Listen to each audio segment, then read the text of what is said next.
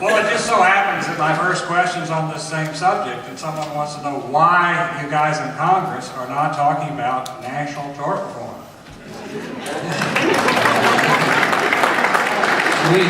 On the Energy and Commerce Committee, we offered several amendments on that were defeated on party line votes. That's not part of the President's definition of reform.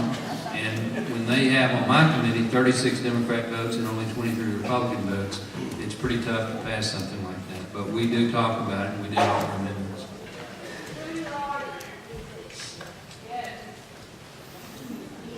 Here's a question. Would any of you introduce a bill that would allow me to buy into the same insurance options you and your colleagues have? Yes. We offered it both ways in the Energy and Commerce Committee. We offered that members of Congress had to take the public plan. That was rejected. Then we offered that the general public could take our plan, and that was rejected. And my plan is a Blue Cross Blue Shield plan that's open to any federal employee in Texas. There are a couple of questions about the public option, probably in the House bill. Is it mandatory? Will people have to be enrolled in the public option? And what impact do you think this public option will have on private health insurance?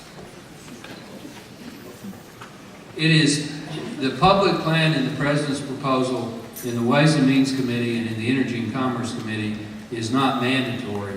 What is mandatory is that any plan that's offered has to meet the minimum requirements of what the Healthcare Administration says is the minimum, and that every employer has to pay 72.5% of the premium. Because of the fact that there's an 8% penalty if you opt out of private insurance and put people into the public plan, in many cases, the private insurance that's currently offered is going to be discontinued because it'll be cheaper for the employer to put their people in the public plan and pay 8% of payroll as opposed to the plans that they're currently offering.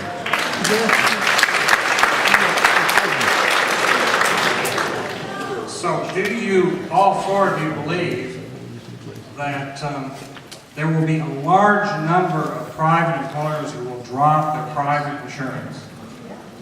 Within 7 years, almost every private plan in America will be dropped, in my opinion. I think,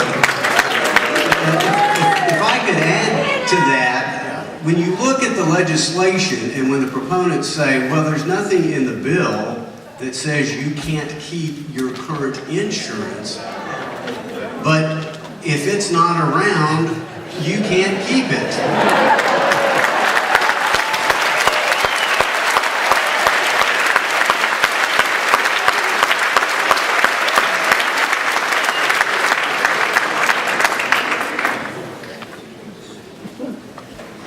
Question about Medicare Advantage. This questioner says that in Montana, President Obama said he wanted to eliminate $177 billion from the Medicare Advantage program. I think 1 in every 4 seniors is in one of these plans. What's going to happen to them? Well, I personally have a portion of the bill in front of me, and if in doubt, read the bill.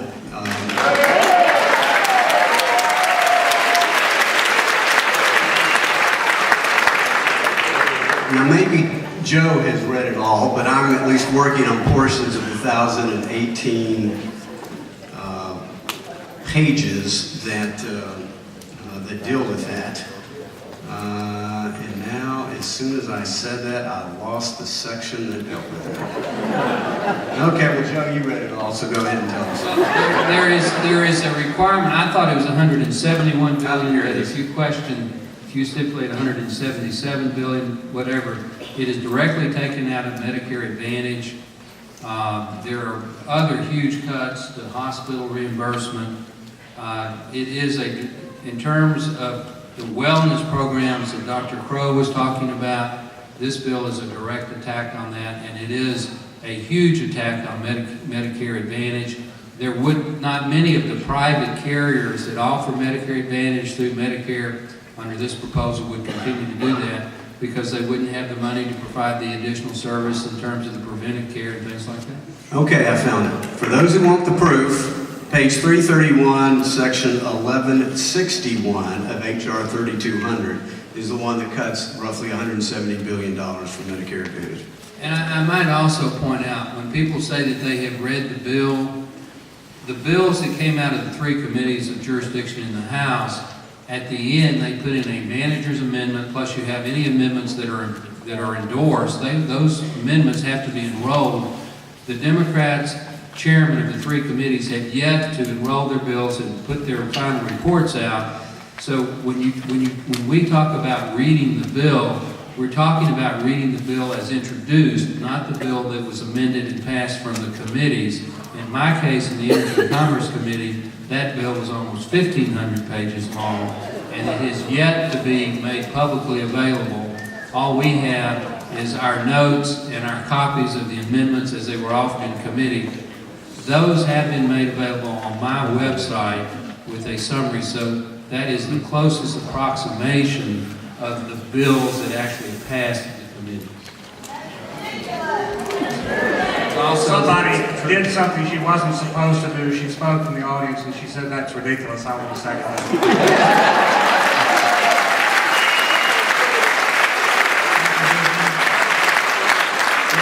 Let me say this, that is more or less standard operating procedure. What we need to do now is know what the one bill is. And this is where Speaker Pelosi has failed time and time again, where they take bills with different jurisdictions from Energy and Commerce and Ways and Means and anyone, and then they put them into one bill, and we don't see them until a few minutes before or hours before we vote. That's where the real problem comes. I sit on the Rules Committee, which is the committee that finds out about them, and the bills we've been getting have been given to us at 3 o'clock in the morning, 1,000 pages, and we vote the next day. That's a problem.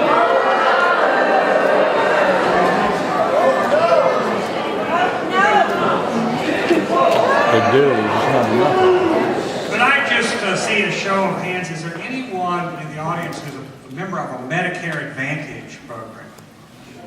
That's quite a few hands out there, folks.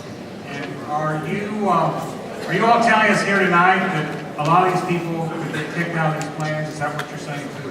They wouldn't be kicked out, there just wouldn't be a plan. That's a distinction that's lost on me.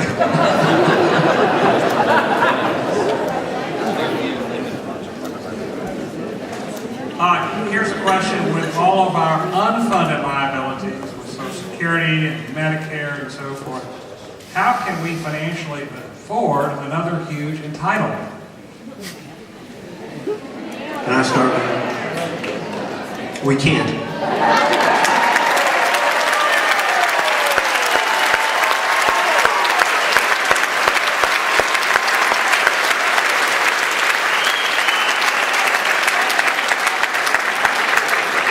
Dr. Goodman, if I could add just a little bit more detail to that answer. You may have saw last week where the Office of Management and Budget in the administration said they got the deficit wrong, that over the next decade it'll actually be $9 trillion instead of $7 trillion. They were off by a factor of almost a full third. Congress and the President have put forth a spending plan that on a nominal basis will spend more money in the next 10 years than in the previous 220 of our existence. We're having our first trillion. Remember when we used to talk about billions? Now we're talking trillions. Our first $1 trillion deficit. The deficit has increased almost tenfold in just 2 years. The national debt will triple in the next 10 years. As a percentage of the economy, we have not seen such debt since World War II. We are borrowing 46 cents on the dollar from the Chinese and sending the bill to our children and grandchildren, and it's got to stop.